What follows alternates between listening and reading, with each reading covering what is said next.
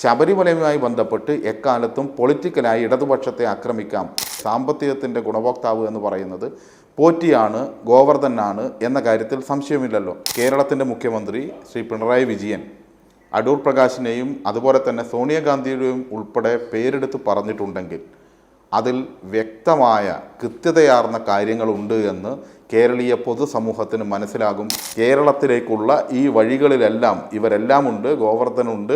ഇനി വേണമെങ്കിൽ കർണാടക പരിശോധിച്ചാൽ ഇപ്പോൾ UDFൻ്റെ അസോസിയേറ്റ് ആയിട്ടുള്ള PV അൻവർ പറഞ്ഞ ഒരു കണ്ടെയ്നറിൽ വന്ന ഒരു മത്സ്യ കണ്ടെയ്നറിൽ വന്ന കോടികളുടെ കണക്കും ഉൾപ്പെടെയുള്ള കാര്യങ്ങളെല്ലാം ഇതിൻ്റെ കൂടെ ചേർത്ത് വെക്കുന്നു. അപ്പോൾ ഇതിൻ്റെ പൊളിറ്റിക്കലായും അതുപോലെ തന്നെ സാമ്പത്തികമായിട്ടുള്ള എല്ലാ കാര്യങ്ങളും ഇപ്പോൾ കോർഡിനേറ്റ് ചെയ്യുന്നത് കേരളത്തിലെ കോൺഗ്രസിന് വേണ്ടി നമ്മുടെ പ്രിയപ്പെട്ട കനകോലുവാണ് ഈ പാട്ടും പോറ്റിയെ കയറ്റിയത് ആരാണ് എന്ന പാട്ട് ഹിറ്റാക്കുന്നതും. ഇന്നത്തെ വളരെ പ്രധാനപ്പെട്ട ഈ വിഷയത്തിൽ ഈ ചോദ്യം കേരളത്തിൻ്റെ മുഖ്യമന്ത്രി UDFിനോട് ചോദിക്കുന്നു, UDF കൺവീനറുമായി ബന്ധപ്പെട്ട് ചോദിക്കുന്നു. അതിന് സേനാപതി പറയുന്ന ഈ മറുപടി തൃപ്തികരമായി സമൂഹത്തിന് സ്വീകരിക്കാവുന്നതാണോ? മുഖ്യമന്ത്രി അവിടെ കൊണ്ട് അവസാനിപ്പിക്കുന്നില്ല. ഇതിനൊന്നും ഉത്തരം പറയാൻ കഴിയാതെ വരുമ്പോഴാണ്, എന്നാൽ മുഖ്യമന്ത്രിക്കും നേരെ ഓഫീസിനും നേരെ ഇരിക്കട്ടെ എന്ന നിലയിൽ UDF കൺവീനർ ഇന്നൊരു ആരോപണം ഉന്നയിച്ചു. മുഖ്യമന്ത്രിയുടെ ഓഫീസും പൊളിറ്റിക്കൽ സെക്രട്ടറിയും ചേർന്നാണ് ഈ കാര്യങ്ങൾ ഇങ്ങനെ ചെയ്യുന്നത്. അത് നിഷേധിച്ചുകൊണ്ട് തന്നെയാണ് മുഖ്യമന്ത്രി ഈ ചോദ്യം തിരിച്ചു ചോദിച്ചിട്ടുള്ളത്. സേനാപതിയുടെ മറുപടി മുഖ്യമന്ത്രിയുടെ ചോദ്യത്തിനുള്ള കോൺഗ്രസിൻ്റെ ഒരു വിശദീകരണമായി വരുന്നുണ്ടോ? ബോധ്യപ്പെടുമോ പൊതുസമൂഹത്തിന്? ഒന്ന്, എങ്ങനെയാണോ ശ്രീ അടൂർ പ്രകാശ് പ്രതികരിക്കുന്നത് അതേപോലെ തന്നെ അല്പം പ്രയാസത്തിൽ നിന്നുകൊണ്ടാണ് കോൺഗ്രസിൻ്റെ പ്രതിനിധിയായിട്ടുള്ള ശ്രീ സേനാപതി വേണുവും ഇവിടെ സംസാരിച്ചു കൊണ്ടിരിക്കുന്നത്. എനിക്കിന്ന് ബഹുമാനപ്പെട്ട മുഖ്യമന്ത്രിയുടെ പത്രസമ്മേളനം കേട്ടപ്പോൾ ഓർമ്മ വന്ന വാചകം ബഹുമാനായ മുൻ മുഖ്യമന്ത്രി ശ്രീ ഉമ്മൻചാണ്ടിയുടെ ആത്മകഥയിൽ പറഞ്ഞ ഒരു ഭാഗമാണ്. വ്യക്തിപരമായി ഉപദ്രവിക്കാൻ അവസരം കിട്ടിയിട്ടും പിണറായി അത് ഉപയോഗിച്ചില്ല എന്ന് ഉമ്മൻചാണ്ടി തന്നെ അദ്ദേഹത്തിൻ്റെ ആത്മകഥയിൽ എഴുതി വച്ചിട്ടുണ്ട്. അപ്പോൾ ആ കാര്യം കൂടി പരിശോധിച്ചുകൊണ്ട് ഇന്ന് കേരളത്തിൻ്റെ മുഖ്യമന്ത്രി ശ്രീ പിണറായി വിജയൻ അടൂർ പ്രകാശിനെയും അതുപോലെ തന്നെ സോണിയാഗാന്ധിയുടെയും ഉൾപ്പെടെ പേരെടുത്ത് പറഞ്ഞിട്ടുണ്ടെങ്കിൽ അതിൽ വ്യക്തമായ കൃത്യതയാർന്ന കാര്യങ്ങളുണ്ട് എന്ന് കേരളീയ പൊതുസമൂഹത്തിന് മനസ്സിലാകും എന്നതാണ് നാം ഇതിൽ നിന്ന് ഏറ്റവും പ്രധാനമായി ഉൾക്കൊള്ളേണ്ടത്. അതിനെ മറ്റേതെങ്കിലും രീതിയിൽ മറച്ചു കളയാമെന്ന് ശ്രീ അടൂർ പ്രകാശോ അല്ലെങ്കിൽ ശ്രീ സേനാപതി വേണുവോ ഇവിടെ കരുതരുത്. ഇവിടെ ശബരിമല സ്വർണ്ണക്കൊള്ളയുമായി ബന്ധപ്പെട്ട് വിശദാംശങ്ങളിലേക്കൊന്നും ഞാൻ പോകുന്നില്ല. ഇതിന് രണ്ട് വശങ്ങളുണ്ടല്ലോ. ഒന്ന്, ഇതിൻ്റെ സാമ്പത്തികമായിട്ടുള്ള ഒരു കൊള്ളയാണ്. രണ്ടാമത്തേത് എന്താണ്? ഇതിനകത്തുള്ള ഒരു പൊളിറ്റിക്കലായിട്ടുള്ള ഉപയോഗപ്പെടുത്തൽ അല്ലെങ്കിൽ പൊളിറ്റിക്കൽ ഗെയിൻ, രാഷ്ട്രീയമായ നേട്ടമുണ്ട്. ഈ രണ്ടിലും ആരാണ് വന്നിരിക്കുന്നത് എന്ന് നമ്മൾ നോക്കണ്ടേ? ഇത് രണ്ടിൻ്റെയും ഏറ്റവും ആദ്യത്തെ ഗുണഭോക്താവ്, ഈ പറഞ്ഞ പണത്തിൻ്റെ സാമ്പത്തികത്തിൻ്റെ ഗുണഭോക്താവ് എന്ന് പറയുന്നത് പോറ്റിയാണ്, ഗോവർദ്ധനാണ് എന്ന കാര്യത്തിൽ സംശയമില്ലല്ലോ. അവരാണ് ഇത് കൊണ്ടുപോവുകയും വിൽക്കുകയും എല്ലാം ചെയ്തിരിക്കുന്നത്. അതൊരു വസ്തുതയായി നിൽക്കുന്നു. രണ്ടാമത്തെ വശത്തേക്ക് നമ്മൾ പോകുമ്പോഴാണ് ഇതിൻ്റെ പൊളിറ്റിക്കലായിട്ടുള്ള ഗുണഭോക്താവായി ആര് വരുന്നു എന്ന ചോദ്യം. ആ ചോദ്യത്തിൻ്റെ ഉത്തരത്തിൽ നിന്നാണ് യഥാർത്ഥത്തിൽ ഈ കേസ് ആരംഭിക്കുന്നത്.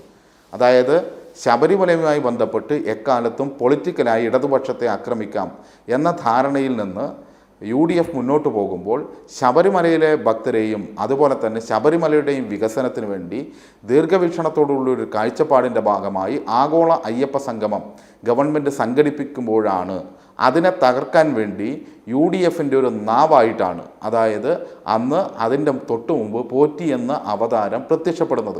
അതിനു മുമ്പ് പോറ്റിയെ നമുക്കാർക്കും അറിയില്ലല്ലോ. നമ്മളാരും പോറ്റിയെ കണ്ടിട്ടും കേട്ടിട്ടുമില്ലല്ലോ. ചിലപ്പോൾ കേട്ടവരുണ്ടായേക്കാം, നമുക്കാർക്കും അറിയില്ല. അവിടെ വെച്ചാണ് പോറ്റി ഉദയം ചെയ്യുന്നത്. ആ ഉദയം, പോറ്റിയുടെ പൊളിറ്റിക്കൽ ഉദയം എന്ന് പറയുന്നത് UDFന് വേണ്ടിയായിരുന്നു, കോൺഗ്രസിന് വേണ്ടിയായിരുന്നു.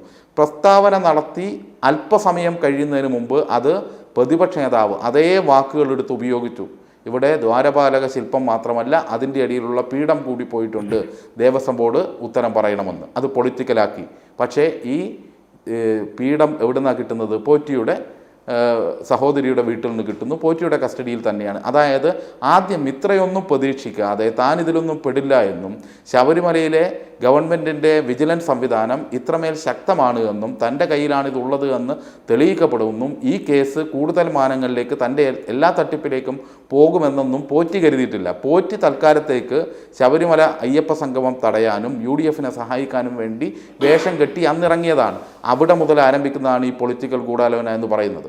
അവിടെ നമ്മൾ കാണേണ്ടത് ഇതിൽ സാമ്പത്തികമായ പ്രതികൾ, സാമ്പത്തികമായി ഈ പറഞ്ഞ സ്വർണം കട്ടവനും കട്ട സ്വർണം കിട്ടിയവനുമായിട്ടുള്ള ഗോവർദ്ധനും അതുപോലെ തന്നെ പോറ്റിയും എങ്ങനെ സോണിയാഗാന്ധിയുടെ ഏറ്റവും സുരക്ഷിതമായ ഭവനത്തിലെത്തുന്നു എന്നുള്ളതാണ് ചോദ്യം. ആ ചോദ്യത്തിനാണ് ഉത്തരം പറയേണ്ടത്. ഫോട്ടോ ഉണ്ടോ ഇല്ലയോ എന്നുള്ളതല്ല ശ്രീ സേനാപതി. ഇവിടെ നാം കാണേണ്ടത് എങ്ങനെ അവർ എത്തിയെന്നാണ്. ആ എത്തി എന്ന ചോദ്യത്തിന് ശ്രീ അടൂർ പ്രകാശ് പറയുന്ന മറുപടി എന്താണ്? ഞാൻ കൊണ്ടുപോയതല്ല, പോറ്റി എന്നെ വിളിച്ചിട്ട് ഞാൻ പോയതാണ് എന്നാണ്. അപ്പോൾ അടൂർ പ്രകാശ് എന്ന് പറയുന്ന കേരളത്തിലെ UDF കൺവീനറേക്കാൾ മുകളിലാണോ പോറ്റി എന്നതിനും മറുപടി പറയണ്ടേ? സോണിയാഗാന്ധിയുടെ വീട്ടിലേക്ക് കേരളത്തിലെ UDF കൺവീനറെ ക്ഷണിച്ചു കൊണ്ടുപോകേണ്ട എന്ത് ബന്ധമാണ് പോറ്റിയും ആ വീടും അല്ലെങ്കിൽ സോണിയാഗാന്ധിയുമായിട്ടുള്ളത്? അല്ലെങ്കിൽ അതിനേക്കാൾ വലിയ ഏത് നേതാവാണ് പോറ്റിയെ അവിടെ എത്തിച്ചത് എന്നതിന് മറുപടി പറയണ്ടേ? അപ്പോൾ പോറ്റി അവിടെ ഉണ്ടായിപ്പോയി എന്നത് മാത്രമല്ലല്ലോ നമ്മൾ പറയുന്നത്. പോറ്റിയുടെ കൂടെ ഗോവർദ്ധൻ കൂടിയുണ്ട്. അടൂർ പ്രകാശ് പറഞ്ഞ കാര്യങ്ങളെല്ലാം പ്രഥമദൃഷ്ട്യാ തെറ്റാണ് എന്ന് ഏതൊരാൾക്കും മനസ്സിലാവും. അതിന് വലിയ അന്വേഷണവും SIT ഒന്നും വേണ്ട കാര്യമൊന്നുമില്ല. ഏറ്റവും ലളിതമായി തന്നെ പറഞ്ഞാൽ അദ്ദേഹം പറഞ്ഞൊരു കാര്യം എന്താണെന്ന് വെച്ചാൽ, മുഖ്യമന്ത്രി കണ്ടതിന് ശേഷമാണ്, അതായത് നമ്മുടെ ഈ പറഞ്ഞ അവിടെ ഒരു വാഹനം ശബരിമലയിലേക്കുള്ള ഒരു ആംബുലൻസ് വിതരണ ചടങ്ങുണ്ടായിരുന്നല്ലോ, ആ ചടങ്ങിന് ശേഷമാണ് ഈ സോണിയുടെ അടുത്ത് പോറ്റി പോയത് എന്നാണ്. അപ്പോൾ പ്രയാർ ഗോപാലകൃഷ്ണൻ എന്ന് പറയുന്ന ബഹുമാനായ മുൻ ദേവസ്വം ബോർഡ് പ്രസിഡൻറ്റിൻ്റെ ആത്മാവായിരുന്നു അവിടെ ഉണ്ടായിരുന്നത്? അല്ലല്ലോ. അദ്ദേഹം മരിച്ചിട്ട് എത്ര നാളായി എന്ന് നമുക്കറിയാം. ഈ കാലയളവിലല്ല. ഈ ചടങ്ങിലാണെങ്കിൽ ഈ പോലീസ് സേനയ്ക്ക് ശബരിമലയിലേക്ക് വേണ്ടി ആംബുലൻസ് കൈമാറുന്ന ഭീമ ജ്വല്ലറിയാണ് കൊടുക്കുന്നത്. അതുതന്നെ ആ ചിത്രം വെച്ചിട്ട് ഇനി നാളെ വർത്തമാനം പറയുകയാണെങ്കിൽ അത് തന്നെ പരിശോധിച്ചാൽ അറിയാം, മുഖ്യമന്ത്രിയോടൊപ്പം ചേർന്ന് ആംബുലൻസ് വാങ്ങുകയല്ല ചെയ്യുന്നത്, അപ്പുറത്ത് ഭീമ ജ്വല്ലറിയോടൊപ്പം നിന്ന് ആംബുലൻസ് കൊടുക്കുന്ന ഭാഗത്താണ് ഈ പോറ്റിയുള്ളത്. പോറ്റിയെ മുഖ്യമന്ത്രി മൈൻഡ് പോലും ചെയ്തിട്ടില്ല എന്ന് പിന്നീട് PRD പുറത്തുവിട്ട ചിത്രങ്ങളിലൂടെയും വ്യക്തമാണ്. പക്ഷെ അതുപോലെ അല്ലല്ലോ ഇത് അതിനപ്പുറത്തേക്കാണ് എന്ന് നമ്മൾ കാണേണ്ടേ. 2004 പോറ്റി വരുമ്പോൾ അന്ന് UDF ആണ് ഭരിക്കുന്നത്, UDFൻ്റെ ദേവസ്വം ബോർഡാണുള്ളത്, എല്ലാമുണ്ട്. ആ സമയത്ത് അവിടെ എത്തിച്ചു. അതിനുശേഷം ഈ 2025 വരെ നിൽക്കുന്ന ഈ കാലയളവിൽ അടൂർ പ്രകാശ് തന്നെ പറഞ്ഞത് വെച്ച് പരിശോധിച്ചാൽ നിരവധി തവണ, 2 തവണ ഇപ്പോൾ കണ്ടു എന്ന് പറഞ്ഞാൽ അത് സമ്മതിച്ചു കൊടുക്കുകയാണെങ്കിൽ ഇപ്പോഴും കണ്ടു, നേരത്തെ പ്രയാർ ഗോപാലകൃഷ്ണൻ ജീവിച്ചിരിക്കുന്ന കാലത്തും കണ്ടു, അതിനു മുമ്പും കണ്ടു, അങ്ങനെ നിരവധി തവണ കണ്ടു എന്ന് തൻ്റെ വെപ്രാളത്തിൽ, രക്ഷപ്പെടാനുള്ള വെപ്രാളത്തിൽ യഥാർത്ഥത്തിൽ പ്രതികൾ കുറ്റം സമ്മതിച്ചു പോകുന്നത് പോലെ സമ്മതിച്ചു പോകുന്ന നിലയിലേക്ക് ഈ UDFൻ്റെ കൺവീനറായിട്ടുള്ള ശ്രീ അടൂർ പ്രകാശ് മാറിയിട്ടുണ്ട്. അതുമാത്രമല്ല, ആൻ്റണി MP അവിടെ കൂടെ വേറെയുണ്ട്. ഞാൻ മറ്റ് വിശദാംശങ്ങളിലേക്ക് പോകുന്നില്ല. ഒരു കാര്യം കൂടി കാണേണ്ടത്, ഇവിടെ ഇവരെല്ലാവരും കൂടി എത്തിച്ചേരുന്നത് എന്തിന് എന്നുള്ളത് കൂടി കാണേണ്ടതുണ്ട്. ഇതെല്ലാം ബാംഗ്ലൂർ കേന്ദ്രീകരിച്ചാണ്. അപ്പോൾ ഇതിൻ്റെ പൊളിറ്റിക്കലായും അതുപോലെ തന്നെ സാമ്പത്തികമായിട്ടുള്ള എല്ലാ കാര്യങ്ങളും ഇപ്പോൾ കോർഡിനേറ്റ് ചെയ്യുന്നത് കേരളത്തിലെ കോൺഗ്രസിന് വേണ്ടി നമ്മുടെ പ്രിയപ്പെട്ട കനകോലുവാണ് ഈ പാട്ടും പോറ്റിയെ കയറ്റിയത് ആരാണ് എന്ന പാട്ട് ഹിറ്റാക്കുന്നതും അതുപോലെ തന്നെ കോൺഗ്രസിൻ്റെ സാമ്പത്തികം കണ്ടെത്തുന്നതും അതുപോലെ തന്നെ ഇലക്ഷൻ്റെ എല്ലാ പ്രവർത്തനങ്ങളെയും നിയന്ത്രിക്കുകയും ചെയ്യുന്നത്. ഇതെല്ലാം ചേർത്ത് പരിശോധിക്കുമ്പോൾ ബാംഗ്ലൂരിൽ നിന്ന് കേരളത്തിലേക്കുള്ള ഈ വഴികളിലെല്ലാം ഇവരെല്ലാം ഉണ്ട്, ഗോവർദ്ധനുണ്ട്.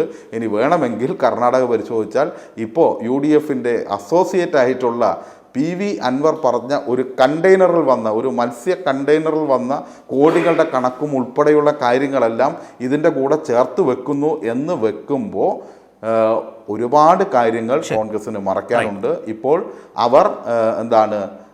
അവർ സ്വയം അപഹാസ്യരായി തന്നെ നിൽക്കുകയാണ്, സ്വയം കുറ്റവാളികളായി അവർ നിൽക്കുകയാണ് സമൂഹത്തിൻ്റെ മുന്നിൽ എന്ന് കാണാൻ വേണ്ടി.